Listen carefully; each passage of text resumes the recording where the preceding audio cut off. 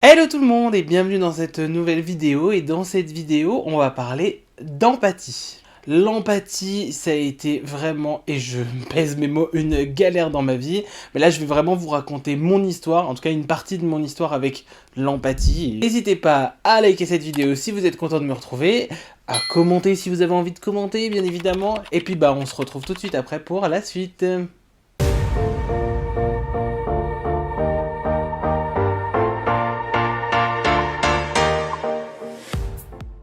Avant toute chose, j'aimerais définir ce que c'est pour moi, l'empathie, comme je l'entends dans cette vidéo. Là, je vais vous parler d'empathie extrasensorielle. Je fais souvent la différence entre ce que j'appelle l'empathie naturelle et l'empathie extrasensorielle. L'empathie naturelle, c'est la capacité à, entre guillemets, ressentir ce que l'autre va ressentir. Beaucoup d'hypersensibles ont cette capacité-là, les gens aussi ont cette capacité parce que naturellement on est doué d'empathie. Quand on voit quelqu'un dans notre entourage qui n'est pas bien, peut-être que ça peut nous mettre mal aussi. Quand on va voir une information à la télé, etc., ça peut nous impacter parce que il y a un drame. Ça, c'est ce que j'appelle de l'empathie naturelle. Là, je vais parler dans cette vidéo de l'empathie extrasensorielle, la plus compliquée à gérer des deux. Et l'empathie extrasensorielle, pour moi, c'est la capacité de se mettre à la place de l'autre, de ressentir effectivement ce qu'elle ressent, mais de vivre aussi une partie ou en totalité ce qu'elle vit. Et ça peut être une personne, mais ça peut être aussi une énergie. En fait, c'est la capacité à vivre ce que l'autre vit, mais à l'intérieur de nous. Donc pour moi, même si les deux sont un peu liés, et même si bien évidemment que des fois l'un entraîne l'autre et l'autre entraîne l'un, je vais vraiment parler de cette capacité à ressentir les énergies en règle générale. Souvent c'est les émotions des autres, mais des fois l'empathie extrasensorielle, ça peut aussi se manifester parce que on va aller dans une maison, par exemple dans une nouvelle maison, et dans un nouveau lieu, et puis on va se sentir très mal en fait. Peut-être qu'on ressent soit l'énergie des lieux, soit des présences qui sont dans le lieu, et ça c'est dû à l'empathie extrasensorielle. Voilà pour un peu cadrer ma définition sur l'empathie dont je vais parler dans cette vidéo. Alors du coup, on est parti pour vous raconter un petit bout de mon histoire. J'ai 27 ans à l'heure actuelle et j'ai découvert que j'étais empathe quand j'avais 13 ans, lors d'un événement où j'étais en soirée avec des amis. Et on a décidé d'aller faire un petit tour et d'aller se balader le soir parce qu'il faisait bon, c'est les début de soirée d'été, on est heureux de se retrouver et de faire la fête. Et puis on va sur une grande place, c'est une grande place ovale, d'accord, avec plein de bâtiments, bien évidemment plein d'embouchures sur lesquelles partir et des rues sur lesquelles on peut se diriger. Nous on se dirige vers une rue et derrière nous, sur la place en elle-même, là où il y a une grande statue, éclate une dispute entre plusieurs personnes. Alors je vous avoue que moi au début ça fait ni chaud ni froid, bon c'était un peu étrange d'assister à une dispute de personnes que je connaissais pas, Puis j'étais avec mes amis donc j'étais plutôt bien. Cette dispute, elle a commencé à s'intensifier à tel point qu'on s'est inquiété pour les personnes. Il y avait une jeune fille et un homme un peu plus âgé qui se disputaient, qui criaient, et lui, il commençait à proférer des menaces verbales et physiques de violence contre elle. Donc nous, on s'est dit, bon, on va rester plus par supervision que autre chose. Et puis quand il a commencé à proférer des menaces de violence physique, là, on s'est dit, bon, on va appeler la police, histoire quand même de... au cas où il se passe quelque chose. Bon, moi, à ce moment-là, je regarde ça, je suis assez normal, j'ai envie de dire, je ressens pas plus de choses que ça. Je suis plus en surveillance, voilà, et en supervision de ce qui se passe. Et puis la dispute prend un autre tournure quand une femme sort d'un des bâtiments. On sent qu'elle est concernée, on sent que vraiment cette femme, elle veut apaiser les tensions. Elle se met physiquement au milieu des deux personnes, elle essaye de les calmer. Nous, entre-temps, on a appelé la police, qui disent qu'ils arrivent. On voit que la tension de la dispute, ça menuise un peu, et que la femme, elle arrive un peu à temporiser les choses. Et à ce moment-là, on se dit que nous, on préfère partir parce que on se dit si jamais la police elle arrive, on a peur que l'homme se retourne contre nous. Faut savoir qu'à l'époque, j'ai 13 ans et mes amis ont sensiblement le même âge. Et on est 4-5, on n'a pas du tout envie de se brouiller avec quelqu'un, c'est pas l'idée. Donc on décide de se mettre en départ. Donc on fait dos à la scène et on part. À ce moment-là, et je le raconte toujours de cette manière-là parce que c'est vraiment ce que j'ai ressenti, j'ai vraiment la sensation qu'on m'a poussé. C'est-à-dire que j'ai failli trébucher, vraiment physiquement, parce que j'ai eu la sensation que quelqu'un me poussait. Et là, c'est comme si j'avais accès à toutes les émotions de la dispute. Donc la tristesse, la colère, la rancœur, le stress, l'angoisse. Et ça a été si violent pour moi. J'ai fait demi-tour, je suis parti et je suis parti pleurer, en fait. Faut bien comprendre qu'à ce moment-là, j'ai 13 ans. je sais pas trop ce qui m'arrive. D'un coup, je vais bien à la base, hein, quand même. Je tiens à signaler que j'étais pas plus perturbé ça par la dispute. Et puis, d'une seconde à l'autre, je me retrouve submergé d'émotions et je me mets en fait à pleurer et je comprends pas ce qui se passe pour moi. Dans ma tête, c'est trop bizarre ce qui se passe parce que du coup, je repasse devant la place, assez éloigné, mais j'y repasse quand même, et je suis en train de pleurer, et là, je jette un coup d'œil, et je vois les personnes qui sont toujours en train de se disputer, slash de discuter, puisque les voix se sont abaissées, et je me dis, mais c'est sûr qu'elle est enceinte, que c'est son père et qu'il l'a pas du tout accepté, que la mère, elle est en train d'essayer de temporiser la situation, donc il se passe ça. D'un autre côté, il se passe tout ce que je ressens et qui prend littéralement mon corps entier, c'est-à-dire que j'ai failli trébucher, je ressentais plein de choses d'un coup, j'étais en train de pleurer, et puis il y avait ce qui se passait dans mon corps, mais il y avait aussi moi ce qui se passait dans ma tête, c'est-à-dire je me dis, mais pourquoi tu pleures? Enfin, complètement. Enfin, je me dis, ça n'a pas de sens en fait, c'est déraisonnable. Pourquoi tu pleures? Je veux dire, j'ai vécu dans un contexte où je me disputais beaucoup, donc moi, faire face à la dispute, c'était pas quelque chose d'inhabituel. Là, en plus des inconnus, à la base, j'étais très bien et j'étais tranquille. Ça n'avait vraiment pas de sens pour moi. Aujourd'hui, avec le recul, je le vis différemment et ce que je me rends compte aussi, c'est que si vous remarquez bien, il se passait déjà quelque chose empathiquement, mais j'ai aussi eu des informations en fait sur ce qui se passait dans la dispute. Bah, le fait de savoir que c'était une dispute, qu'elle était enceinte, que son père, sa mère, etc. J'avais déjà des informations, mais ça je l'ai pas. J'ai mis ce regard-là bien plus tard et je l'ai conscientisé bien plus tard, bien évidemment. Je suis donc loin en train de pleurer, puis il y a une amie à moi qui me rejoint. J'étais dos à elle quand elle est arrivée, mais j'ai ressenti sa présence. Ce qu'il faut savoir sur cette amie à moi, c'est qu'elle avait une très bonne capacité à être dans le déni de ses émotions, et elle savait bien faire semblant de ne pas avoir d'émotions. Et du coup, le fait qu'elle arrive près de moi, ça agit vraiment comme un Doliprane. Pendant des années, d'ailleurs, je l'ai appelé mon Doliprane, parce que j'avais toutes ces émotions, et puis d'un coup, dès qu'elle est arrivée, ça s'est calmé. C'est vraiment reparti en fait. Pareil, encore une fois, à l'époque, j'ai pas compris ce qui se passait. Aujourd'hui, j'ai un autre regard dessus et je pense que, inconsciemment, j'ai été me connecter à elle, ce qui m'a permis justement de radoucir ces émotions-là. Et de me connecter à rien, c'était bien plus agréable que toutes les émotions de la dispute qui étaient vraiment pas du tout un cadeau à ce moment-là. De ce jour-là, mon empathie, elle s'est ouverte. En réalité, si je suis honnête avec vous, il y a bien évidemment des choses qui se sont sûrement produites avant, c'est juste que j'ai pas encore réussi à mettre de la conscience dessus. Par moments, je réfléchis à avant cette période, et je me rends compte qu'il y a des choses, des fois, que je pressentais, ou que je sentais, tout simplement, sans pouvoir l'expliquer. C'était déjà de l'empathie en réalité. Cette fois-là, elle précède une autre fois qui est arrivée quelques jours après et qui marque pour moi vraiment le début de mon empathie. Donc de ce jour-là, mon empathie s'est ouverte et elle s'est entre guillemets jamais refermée, bien qu'elle n'était jamais fermée avant je pense, mais bref. Quelques jours après, je suis dans le bus, à l'époque je suis encore lycéen, je me rends à l'école, hein. Je m'assois, alors il faut savoir que du coup c'était devenu très compliqué pour moi de prendre les transports en commun, puisque j'avais l'impression que de ressentir toutes les émotions et tous les états, même je vais aller plus loin que juste les émotions, les états des gens, donc la fatigue, des fois même les douleurs, etc. Et ça se passe juste quelques jours, peut-être une semaine ou deux, après ma première fois entre guillemets. Je m'assois dans le bus avec mon casque, qui était pour moi un élément de survie important, et d'un coup, je me sens envahi par une profonde tristesse. Et là, c'est reparti, je me dis, mais purée, mais qu'est-ce qui se passe? J'ai rien fait de spécial, j'étais plutôt content et heureux ce matin, pourquoi d'un coup je ressens de la tristesse? Parce qu'à cette époque-là, bien évidemment, je comprends pas, j'ai pas la même lecture que j'ai aujourd'hui, bien évidemment. Je suis perturbé, je suis mal, je suis triste, je ressens cette espèce de tristesse, et quand je lève la tête, je vois que juste à côté de moi, une personne s'est assise, une femme, et elle pleure, et je vois qu'elle est pas bien. La première chose que j'ai envie de faire, c'est de l'aider, c'est, entre guillemets, c'est de la soulager, mais aussi pour me soulager moi, je pense, hein. Je demande autour de moi, personne n'a de mouchoir, du coup je me retrouve un peu dans ce truc de, je sais pas vraiment quoi faire, et je sais pas comment je peux apporter de l'aide ou un soutien à cette personne, en sachant vraiment bien qu'on se connaît pas du tout, hein. Arrive le moment où elle descend du bus, c'est pas du tout mon arrêt, mais je me dis, écoute, il faut vraiment que j'aille la voir et que je lui propose mon aide. Je savais pas qu'est-ce que je faisais, je savais pas pourquoi, mais c'était un peu plus fort que moi à ce moment-là. Et du coup, je sors du bus, je vais la voir et je lui dis, excuse-moi, j'ai vu que t'allais pas très bien, je sais que ça peut paraître un peu bizarre comme démarche, mais si t'as besoin de quoi que ce soit, et si t'as besoin d'une épaule, en plus d'un inconnu, sur laquelle tu peux pleurer et qui peut t'apporter un minimum de soutien, je suis là, ça peut paraître bizarre, mais je suis là. Elle me répond non, ça va aller, qu'elle est juste stressée parce qu'elle a un examen à passer, mais que ça va aller. Et c'est assez intéressant de voir, bon ça c'est mon fonctionnement, hein. Moi tout de suite, ce que je sais et ce que j'entends à ce moment-là, c'est ma mère elle est à l'hôpital, elle va pas bien et je m'inquiète pour elle, seulement t'es un inconnu, je vais pas te le dire, donc je préfère ne pas partager ça avec toi. Et moi ça m'énerve, c'est-à-dire que je me dis en fait je suis là, je suis sympa avec elle, je suis gentil, je lui propose mon aide et elle me ment.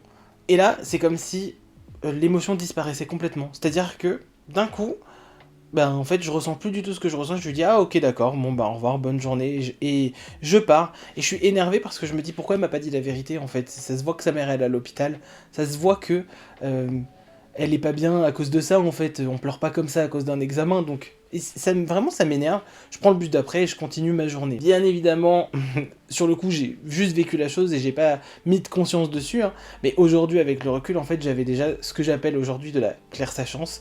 Alors c'est un terme qui désigne la clairconnaissance ou la claircognition.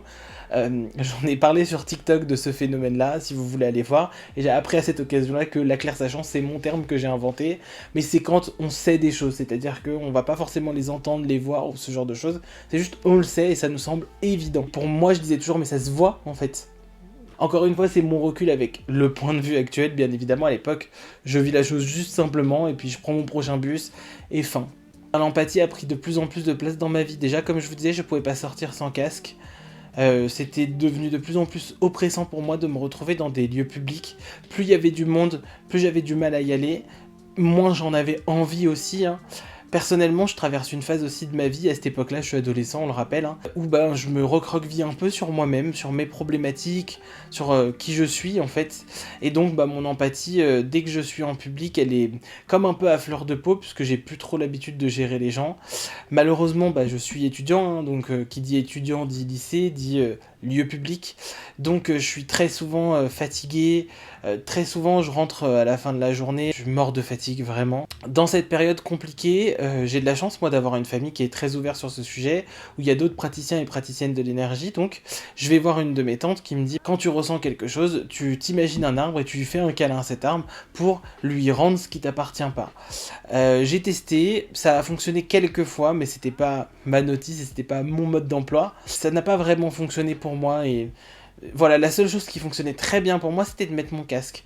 Des fois même, je mettais mon casque alors qu'il n'y avait pas de musique dedans, mais juste mettre mon casque et étouffer un peu le bruit extérieur, c'est comme si ça créait une forme de protection. Et ça m'empêchait de ressentir en fait les énergies avec un grand E et les énergies extérieures quelles qu'elles soient. Franchement, à cette époque-là, je déteste vivre ça, je déteste l'empathie, je déteste être qui je suis. Alors ça va jusque là parce que dans l'empathie, mais dans ma vie aussi, ben, c'est quelque chose que j'ai traversé, le manque d'amour de soi et le fait de ne pas s'aimer. Je vous le précise et je vous le dis dans cette vidéo parce que pour moi nos capacités elles sont complètement en lien avec qui on est, je le dis et je le répète un peu partout. Je sais pas si t'as vu la vidéo où j'explique comment on développe ses capacités extrasensorielles, mais j'en parle dans cette vidéo que c'est complètement en lien avec nous, donc ce que je traverse à ce moment-là de manière très personnelle, à savoir ne pas s'accepter, ne pas s'aimer, être en difficulté avec soi, bah en fait on le retrouve tout simplement dans ma gestion de l'empathie. Alors on fait une petite pause puisqu'il y a mon chat qui vient s'incruster hein, comme d'habitude. En tout cas j'espère que cette vidéo vous plaît, jusque là on va reprendre, j'attends juste qu'elle se pose un petit peu, parce que comme vous le savez ici, c'est elle qui décide, c'est pas moi. Et comme d'habitude, vous allez sûrement à partir de maintenant avoir des bruits de ronronnement. Bon bah, c'est votre petite thérapie quelque part. Ah mon amour. Je tiens quand même à raconter que dans cette période qui a été assez compliquée pour moi, il y a un moment où je me souviens, c'est la première fois que j'ai ressenti quelque chose d'agréable avec l'empathie. Je suis à un arrêt de bus et j'attends le bus. Et en face de moi, sur le trottoir d'en face, passe une femme avec un homme et cet homme il est aveugle. Et en fait elle est en train de l'aider. Je sens à ce moment-là une forme de plénitude et une forme de bonheur qui appartient clairement pour moi au monsieur aveugle. Hein. En fait j'ai compris que lui, il ressentait cette espèce d'apaisement et de bonheur et je me souviens de cette sensation de plénitude qui prenait mon plexus solaire et qui était ouvert. Je me souviens de me sentir très léger. Et je me souviens, ça a vraiment été belle expérience dans ma vie en fait. Et c'est aussi une expérience que j'avais aussi besoin de vivre à ce moment-là, puisque je crois que vous avez compris que c'était pas très agréable pour moi l'empathie dès le départ, donc ça m'a fait beaucoup de bien de vivre ça. C'était vraiment une expérience que j'avais besoin de vivre et qui m'a appris que on peut ressentir des choses, c'est désagréable, mais il y a aussi des choses des fois qui peuvent être agréables et ça m'a vraiment fait du bien. Et puis un jour j'en ai parlé à une de mes cousines qui elle aussi était empath et qui à cette époque-là est déjà installée professionnellement en tant que médium. Et on en a longuement parlé et elle m'expliquait un peu comment gérer l'empathie. Ça m'a donné quelques clés qui n'étaient que des petites clés mais qui m'ont vraiment aidé. J'ai compris aussi à ce moment-là que moi, mon casque ça fonctionnait, donc je trimballais mon casque partout. Une fois j'ai même raté la première heure de cours du matin parce que je n'avais pas mon casque, que je ne voulais pas prendre le bus sans mon casque. Oui, j'en étais vraiment arrivé à là. Vivre, entre guillemets, ce calvaire, c'est aussi des soirées où on arrive, où on est super heureux, et puis d'un coup, il y a quelqu'un qui ne l'est pas, et donc on est un peu plombé. Souvent, en soirée, il y a plusieurs cercles d'amis, et plusieurs conversations. On arrive dans une conversation, et on sent une énergie complètement différente que quand on est dans une autre conversation, donc bah, on s'en va. Moi, je le vivais vraiment à cette époque comme un calvaire, comme quelque chose qu'il fallait gérer. D'ailleurs, quand j'en parlais à mes proches, je disais souvent quelque chose. Je disais, j'ai déjà assez à faire avec mes émotions, les émotions des autres, c'est pas ma préoccupation en fait. Voilà, c'est pour dire à quel point c'était pas quelque chose que j'acceptais et que je vivais sereinement. Les années passent et je vis vraiment mon empathie comme un calvaire jusqu'au jour où je fais les stages pour développer mes capacités extrasensorielles. Un de ces quatre, je vous le fais une vidéo dessus, si ça vous intéresse, dites-le moi en commentaire. N'hésitez pas à commenter les vidéos parce que sinon, ben moi je parle et j'ai pas de retour. Donc n'hésitez pas à me dire si ça vous intéresse en commentaire. Ça m'a permis une meilleure approche de mon empathie, ça m'a permis d'apprendre à la gérer, à me confronter au fait que je ne l'acceptais pas, à me confronter aussi à son fonctionnement, et ça m'a appris aussi à me nettoyer, me protéger, me recharger, tout ce que je ne faisais pas puisque je le vivais vraiment juste, comme un calvaire. Ça m'a aidé. Les stages ont duré 1 an à raison de 2 journées tous les 2-3 mois, je crois. À la fin de ces stages-là, ce qui me fait du bien aussi, c'est que je suis plus à même à savoir est-ce que ça m'appartient ou est-ce que c'est empathique. Est-ce que c'est moi qui ressens quelque chose ou est-ce que c'est l'extérieur. Parce que ça, c'est un piège avec l'empathie aussi, c'est que c'est très insidieux. Des fois, ça peut même se calquer dans notre manière de réagir et dans notre manière de fonctionner. Et comme je vous l'ai dit depuis le début de mon expérience, des fois, je me demandais vraiment est-ce que c'est moi, est-ce que ça m'appartient. Et il y a plein de fois où je me suis dit, je suis triste pour rien, je suis en colère pour rien. Ou des états aussi, des fois, que je me disais, mais je comprends pas, je suis fatigué alors que à la base, j'étais pas censé être fatigué, ou des fois je rentrais dans des lieux et je me sentais plombé, ou je me sentais différent de juste avant d'y rentrer, et je me disais, oh t'es bizarre, vraiment, il y a quelque chose qui va pas chez toi, enfin c'est vraiment quelque chose qui peut rendre fou, pas dans le sens clinique du terme, hein. En tout cas, nous faire poser des questions et nous faire avoir des questionnements et des réflexions qui sont pas évidentes à porter, surtout quand on est un ado de 15-16 piges, quoi, puisque à ce moment-là, je dois avoir 15-16 piges, du coup. Donc, je fais ce stage, ça me permet énormément de dissocier et de différencier ce qui m'appartient de ce qui m'appartient pas, et puis je provoque le phénomène aussi, puisque dans le stage on s'entraîne à développer alors toutes nos capacités extrasensorielles, donc l'empathie en faisant partie.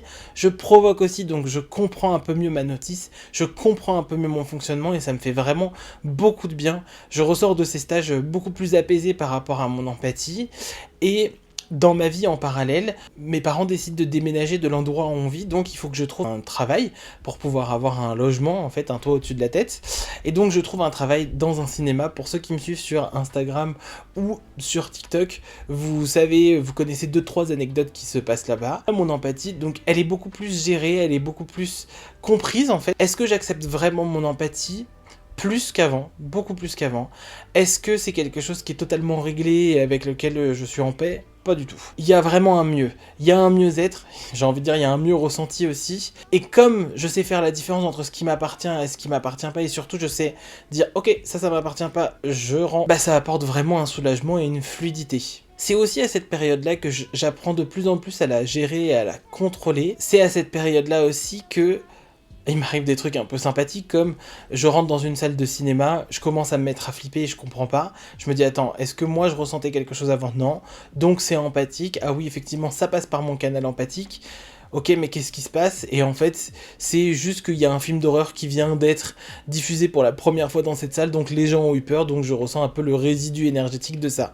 Donc il y a plein de petites histoires comme ça, ou des moments aussi où je vais sentir des gens, des clients qui viennent au cinéma et qui sont très heureux et très bien, et donc ça me met dans cette espèce de joie de vivre, ou mes collègues quand ils arrivent et qui sont un peu énervés, je vais le sentir aussi, mais je commence vraiment à comprendre le fonctionnement en fait, et j'arrive, grâce au stage entre autres, à gérer mon empathie, même si dans le fond, et j'ai encore ce discours et je dis j'aime pas ça, c'est-à-dire que c'est encore une tare pour moi, je le fais parce que je suis obligé de le faire et qu'à un moment donné, on est responsable de soi-même, donc il faut se prendre en compte, mais vraiment, ça reste encore une tare, c'est pas la joie du tout, bien au contraire. Il y a vraiment des moments où je me dis, si seulement un jour dans ma vie je pouvais ne pas être en pâte, ce serait vraiment super chouette. Après un an de bons et loyaux services dans ce cinéma, je rends mon tablier et je trouve un nouveau travail dans une imprimerie, donc au cœur même de Paris. J'ai toujours travaillé en banlieue jusque-là et là je travaille dans le cœur de Paris. Et c'est une expérience qui va être très compliquée pour moi parce que la clientèle, le milieu, fait que tout est plus stressant et je tombe dans une agence où vraiment les clients sont irrespectueux et sont très désagréables envers moi.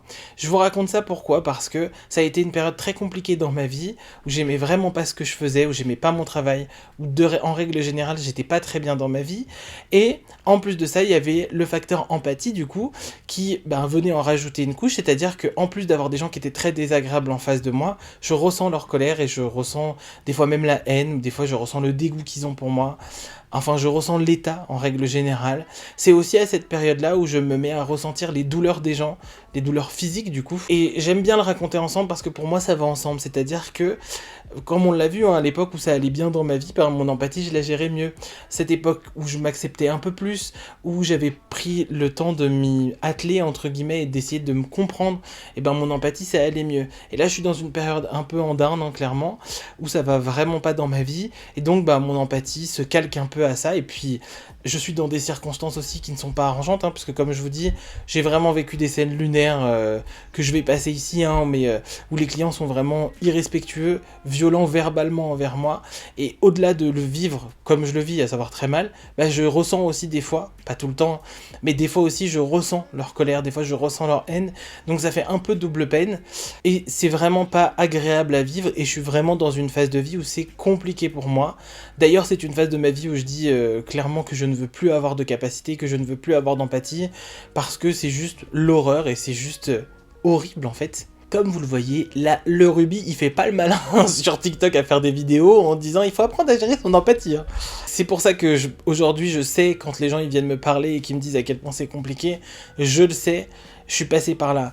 Et encore, je vous raconte, je survole mon histoire parce que malheureusement, je peux pas vous raconter tout en détail parce qu'il y a même des choses que moi-même j'ai dû oublier. Mais c'est important pour moi de vous exprimer, de vous expliquer que, vous inquiétez pas, je suis passé par là et j'ai eu, entre guillemets, mon lot de malheur aussi. Après cette expérience catastrophique dans cette agence, je décide de déménager. Je déménage dans le sud de la France, la région que j'habite actuellement. Et vraiment, j'ai besoin d'un temps de repos. C'est marrant, mais je l'explique souvent, mes capacités. Étant donné que moi, je suis un peu bouleversé par ce que je viens de vivre, mais aussi par un déménagement. Il faut reprendre ses marques, il faut reprendre de nouvelles habitudes. Mes capacités le sont aussi. Mon empathie se radoucit aussi, mais parce que je suis dans un contexte, je vis à la campagne. Donc là, je peux pas être plus tranquille et plus éloigné du monde. Il y a vraiment un temps où ça me fait du bien. Cela dit, aujourd'hui je vis avec des personnes, donc je dois me réhabituer aussi à, quand je suis chez moi, ressentir des choses et travailler cette empathie. Étrangement, ça peut sembler un peu bizarre à ce stade-là de l'histoire, mais j'ai tellement pas l'énergie de me battre contre que je finis par, entre guillemets, l'accepter, en tout cas par me dire ok, ça veut dire qu'il faut que je mette des nouveaux rituels, entre guillemets, de protection, de nettoyage en place, que je trouve vraiment des moments de solitude, parce que moi la solitude ça me fait énormément de bien dans mon empathie, donc je mets tout ça en place assez naturellement en fait, et parce que aussi, on va pas se mentir, j'ai pas l'énergie de me battre contre, entre guillemets quoi. C'est aussi la période du Covid, j'ai vraiment eu un nez très fin, puisque je suis arrivé ici 1 mois et demi avant le premier confinement, donc c'est pour vous dire. Je vais de mieux en mieux moi pendant cette période-là du coup, parce que je prends un vrai temps de repos qualitatif, et je commence à ressentir les énergies générales entre guillemets. Je crois que c'est une période particulière pour tout le monde, et je crois qu'on a tous pu ressentir ce contexte qui était assez compliqué, peut-être anxiogène, attristant aussi, hein. Sauf que moi je vais vraiment percevoir les énergies. Lors des grands moments de cette pandémie, j'arrive vraiment à sentir ce qui se passe pour la société en règle générale. Des fois, moi j'ai eu vraiment de la chance, j'ai eu un contexte très favorable, et puis j'ai pas eu de maladie, et personne dans mon entourage l'a été. Pourtant, il y a des moments où je sens le stress et l'angoisse. Des fois, je sens aussi des moments d'apaisement général quand la situation elle évolue. Enfin, bref, je comprends aussi que au-delà d'être connecté à une personne, à une énergie, je peux aussi ressentir les énergies de manière assez globale, ce qui pour le coup n'était pas le cas dans ma vie. C'est-à-dire que dans ma vie, j'avais déjà assez à gérer en one-to-one ou juste avec des énergies fixes, on va dire, et précises. Là, je commence à ressentir les énergies générales et je sens et je perçois la différence. Aujourd'hui, c'est quelque chose qui peut encore se manifester. C'est pas un truc que j'ai forcément travaillé ou autre, hein, mais c'est encore quelque chose qui des fois se manifeste. Bon, aujourd'hui, je vais pas spoiler la vidéo, mais j'arrive à mieux le gérer. Donc toute cette période Covid, elle me permet d'expérimenter ça.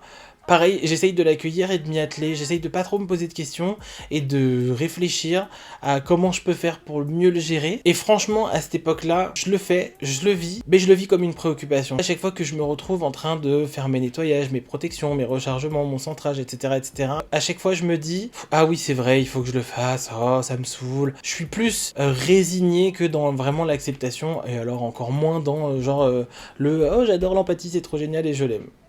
On n'en est pas encore là. Une fois que le Covid nous le permet, je retrouve un nouveau travail.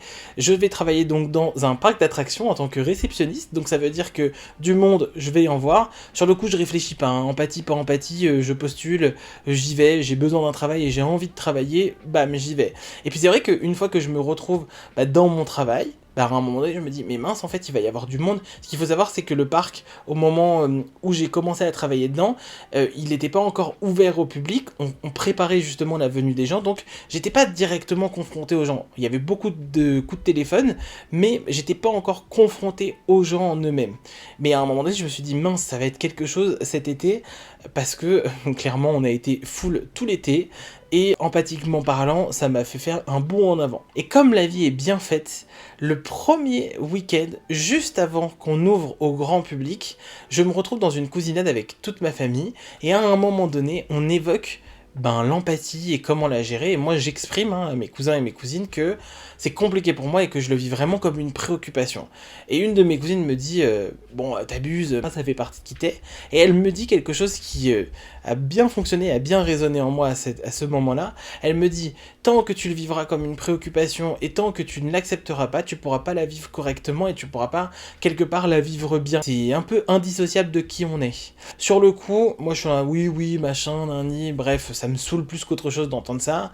Bien évidemment, aujourd'hui je suis d'accord, mais mine de rien, cette phrase elle fait son chemin dans ma tête et je me dis, ok, maintenant je vais essayer de l'accepter vraiment et de prendre entre guillemets le problème à bras le corps, de la considérer dans ma vie. Il y a certaines personnes qui ont des particularités autres, pas extrasensorielles, qui ont un type de peau particulier, elles vont mettre de la crème. Et je me suis dit, il y a un moment donné où j'ai les cheveux noirs par exemple, c'est pas quelque chose que j'ai décidé consciemment, je peux lutter contre, je peux me faire des teintures, je peux faire plein de choses, mais à la fin de la journée, j'aurai toujours les cheveux noirs. La base, elle est là. Avec l'empathie, malheureusement, je peux pas teindre mon empathie pour ne plus la ressentir. Je peux juste la prendre en compte. Du jour où j'ai switché, où j'ai commencé à l'accepter, mon empathie, je l'ai bien mieux vécu. À cette période-là, du coup, je commence mon travail de saisonnier, là, avec vraiment du monde, tous les jours.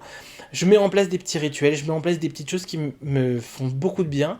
Je médite tous les matins, alors je médite pas pendant 45 minutes, juste je prends un temps ou 5 minutes où je me pose, je suis seul, je suis dans le calme. C'est des choses que j'ai compris avec le temps qui me convenaient et dont j'avais besoin, et pour relâcher la pression, mais aussi pour me recharger, pour prendre un vrai temps où je suis bien. Le midi, quand je suis entre deux clients et que je vais manger, des fois je me pose dans ma voiture juste pour être dans le calme en fait et pour étouffer ce bruit. Vous vous souvenez des écouteurs et du casque que je portais à l'époque, c'est pour retrouver cette sensation et ça me fait du bien. Et au lieu de rejeter ce que je ressens, je suis plus à l'écoute de ce qui se passe. Je suis à l'écoute, j'essaye de comprendre ce qui se passe, de le décrire en moi et après de le laisser repartir, de le rendre aussi. C'est à cette période-là où je vais vraiment comprendre et je vais même aller plus loin, apprécier le fait d'être empathe, parce que du coup, ça me permet d'avoir une lecture de la vie complètement différente. Il y a une anecdote que j'ai jamais racontée nulle part, mais un jour je tombe sur un client qui n'est pas vraiment bien, je pense, dans sa vie à ce moment-là, et je le ressens. Bien évidemment que quand on est empathe, pour moi, en tout cas dans mon éthique, je vais pas aller dire à l'autre « Ah ben vous êtes pas bien et vous ressentez ça », mais le fait de l'avoir su, ben j'ai pu entraîner la conversation sur toute autre chose. On a vraiment parlé de banalité, de cinéma, de sortie, enfin juste le fait d'avoir cette conversation là, il me l'a dit, hein, il l'a nommé lui-même, ce qui était assez fou parce que moi j'ai rien nommé. Il m'a dit en tout cas merci parce que cette conversation ça m'a fait beaucoup de bien. C'est que des banalités mais ça m'a fait beaucoup de bien.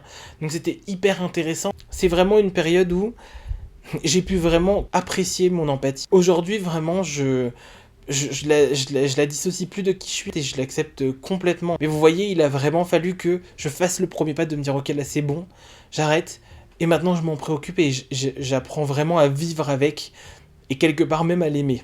Alors aujourd'hui j'en suis j'en suis au stade où j'adore l'empathie, ça me permet vraiment d'avoir une autre lecture sur ce monde.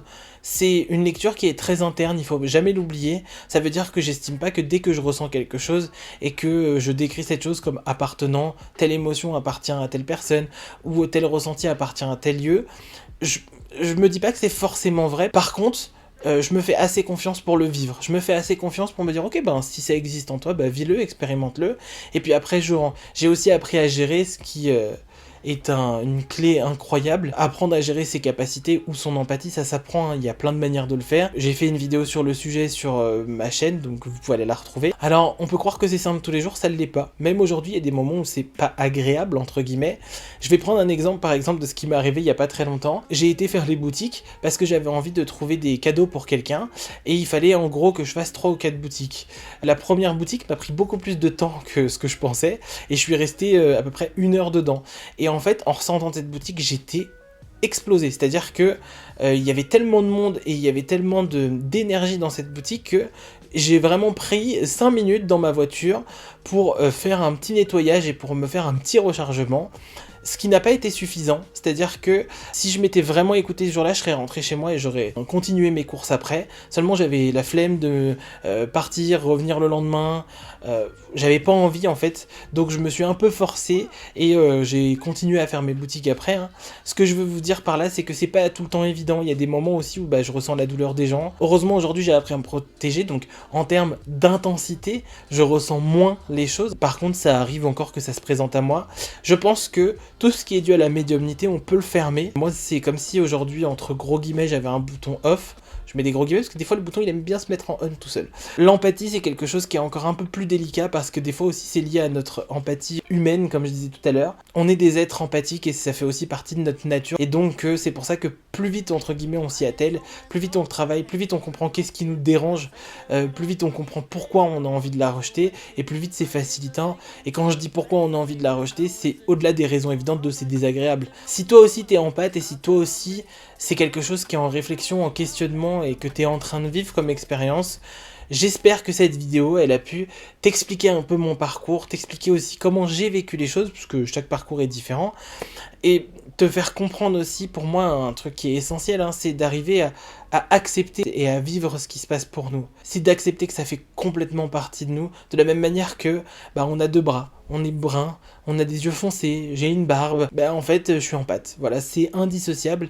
et vouloir se retirer ça, c'est vouloir se retirer une partie de soi-même, et c'est là où c'est intéressant d'aller se questionner sur pourquoi, au-delà des raisons évidentes, pourquoi j'ai envie de retirer cette partie de moi de là aussi, et pourquoi je ne m'accepte pas. Si cette vidéo t'a plu, je t'invite vraiment à me mettre un petit commentaire, à me mettre un like, et pourquoi pas à la partager, ça m'aiderait vraiment beaucoup, et vraiment c'est quelque chose que j'apprécie de recevoir des commentaires, parce que comme vous voyez, j'ai pas énormément de vues sur les vidéos, et je le fais vraiment pour le partage des vidéos YouTube, et je le fais vraiment pour avoir un échange de vous. Des fois il y en a qui m'envoient des DM aussi à droite à gauche, et ça me fait plaisir, donc voilà, n'hésitez pas, et puis je vous dis merci à vous de m'avoir écouté, et j'espère que cette vidéo vous sera utile. Ciao ciao, à très bientôt.